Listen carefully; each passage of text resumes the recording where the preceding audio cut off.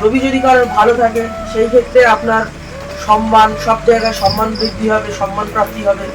এই বিষয়গুলো আরো বিভিন্ন এক্সেট্রা কাজ বা বিভিন্ন কাজ থাকে।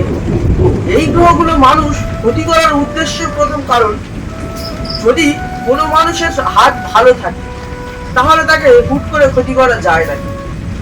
তন্ত্রক্রিয়া করতে গেলে যদি তন্ত্রক্রিয়ার মাধ্যমে যদি কোনো মানুষের ক্ষতি করতে হয় তাহলে তার গ্রহগুলোকে বন্ধন করে দেওয়া হলো।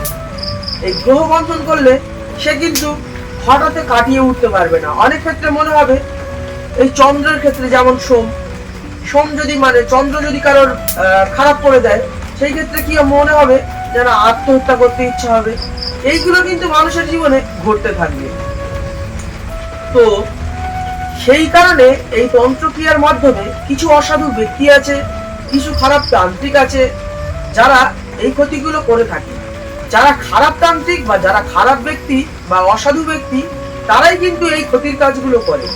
যারা ভালো মানুষ বা ভালো ব্যক্তি তারা কিন্তু কোনোদিন এই ক্ষতি কাজ বা ক্ষতি অসাধন কাজ কোনোদিন করেন না।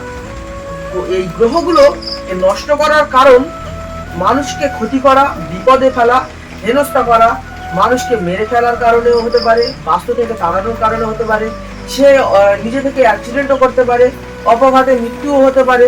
এই গ্রহ যদি বন্ধন করে দেয় তার জীবন পুরো এলোমেলো হয়ে থাকবে, জীবনে কিছু করতেও পারবে না, জীবনে সফলতা সবকিছু তার ধূলিসাৎ হয়ে যাবে। এমনকি জীবনের তার যে চলাফেরা, হয়তো কোটি কোটি টাকা তার কাছে আছে, সেগুলোও পর্যন্ত তার কাছে থাকবে না, ধূলিসাৎ হয়ে যাবে। রোগ ব্যাধি, অভাব অনটন, বিভিন্ন গ্রহের বিভিন্ন কাজ। তো আজকের এই পর্যন্ত ভিডিওটি সমাপ্ত করলাম।